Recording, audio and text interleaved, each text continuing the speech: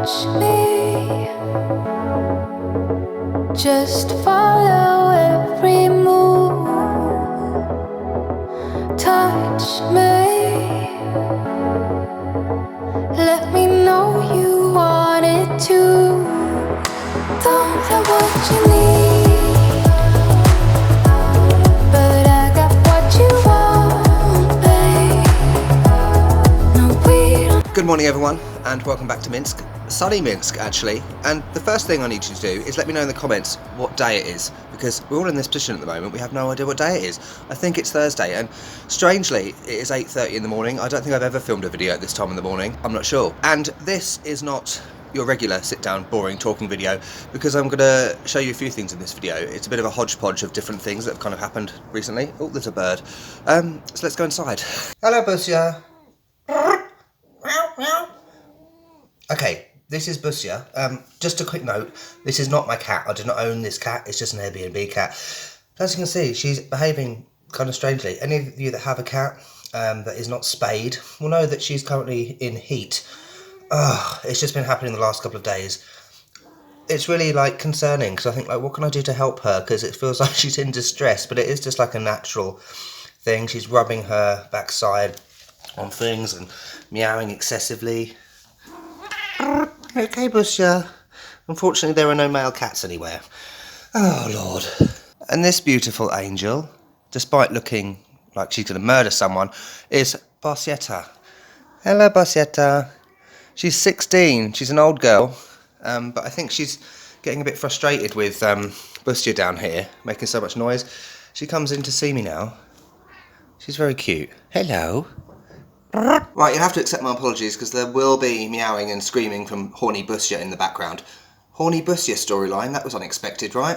Bring back whiskey, never had that problem with whiskey. Anyway, life in Minsk at the moment is great. You know, I've got to be honest. I'm very fortunate to be in this position. I'm very grateful for the fact that I can be in a country that's affordable, and I have the opportunity to make some money, if you know what I mean. So that bodes well for the future in terms of future travel, whenever we can get back to travelling again, because I will actually have some money rather than scrimping and saving as I have done in the past, like in Mexico. Something I want to talk about as well is food, because I can't really go out and do a food video, if you know what I mean. The thing about Belarus that I'm finding is it's all about homemade food.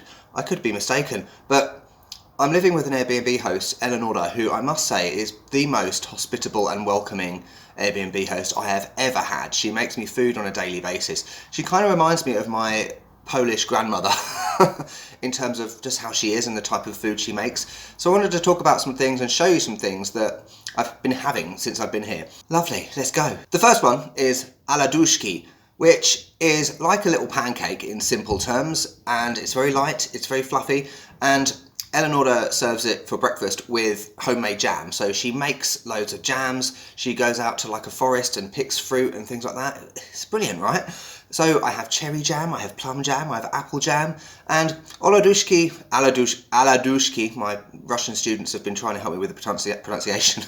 It's great for breakfast, and I must admit, sometimes I have it for lunch, then for dinner.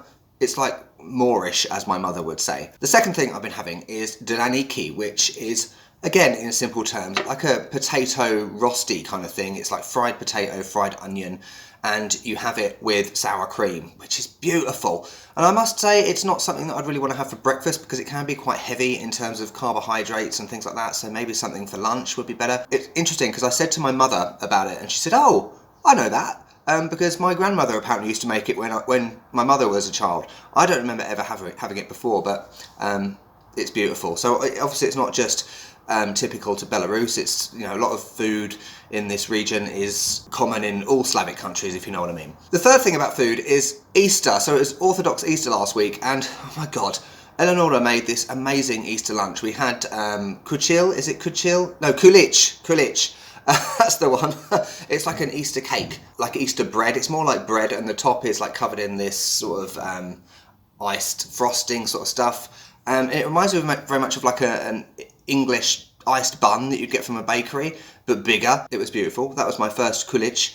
And some of the food she did was very similar to what my grandmother used to make, like these meat, I used to call them schnitzel burgers, and Olivier salad, which is common across the Balkans, Slavic countries, Russia, and lots of other stuff. And oh my god, homemade wine. Dear oh Lord. You think that wine will be like, oh, that's nice. But no, it's like drinking straight vodka. Nastoria, or whatever it is. Nastorovia. Anyway, and the last thing is this, which I actually have to show you. Let's see if you can actually see it. Come on, sunlight, I'll show you some close-ups. These are Zefir. Oh, there we go, that's better. I was blown away when I first had these. It's Zephyr, basically, the Greek god of wind, I think, or air, because it symbolises the airy texture of Zefir. They're sweet. They're a bit like egg whites, meringue with gelatin or something like that in it to make it like that, you know. Marshmallow, it tastes like candy floss. You get like strawberry ones and these ones. I'm not sure what flavour these are. Hang on. Look at that baby.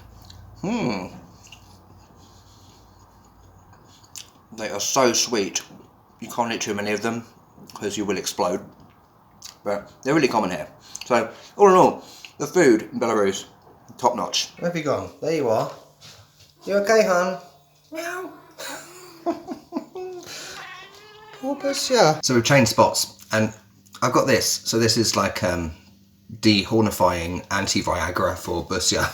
I don't really know much about cats in terms of heat. I had a cat growing up, but she was spayed, so never a problem. So pray for Busya. Yeah, so the other thing I want to talk about is my website, a new project that I have that I've mentioned previously. And over this side of the screen will be some, let me move over, will be some information about it. I talked before about bringing this YouTube channel to an end. That's not happening, so there will be still videos on YouTube, but the thing about it, which I probably wasn't clear on, was the fact that my main focus will be my website and blog. YouTube will just be a platform for me to upload videos to, which will then be on my website. The things that are going to be on my website, and I would appreciate your input in terms of what you would want to see on it, it's going to be many things, basically the same as my channel.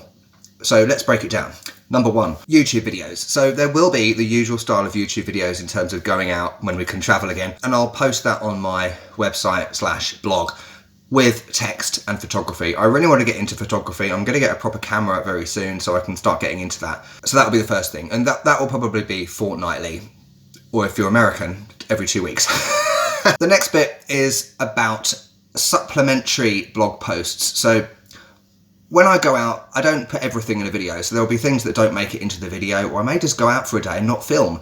So for example, I may go to a place in Mexico City and have the best 5 places for tacos al pastor or something. And I won't put that in a blog post. So I might talk about the 5 best places, photography, and also some small videos, some short videos of just the eating bit, you know, so that when you read a blog post, you can read, you can watch, and you can look at photos. So it's kind of covering everything.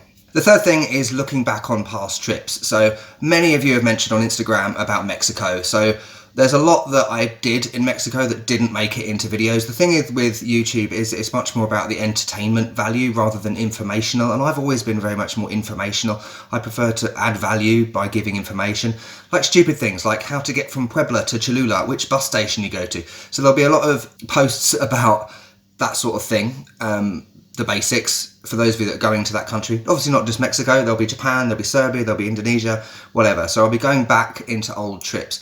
Something that someone did mention, Lucy, on Instagram, was about having like itineraries, if you know what I mean. Like, so I can do an ideal trip, San Luis to Zacatecas for 2 weeks, because, you know, those sorts of places are places that you don't see much about online. Thirdly, there will be like a digital nomad thing as well, in terms of anyone that wants to travel full-time and work online. I'm going to go back like to the beginning in terms of getting started as a digital nomad and things like that. Number 4 will be a monthly update, quite simply, a bit like the videos I do on here. And number 5 will be about teaching online, which is a big one. And the thing about that is that when I look online, I see people talking about teaching children in China. No, I don't do that. I teach adults in Russia, and you don't hear much about that. So I'm going to focus on that a lot.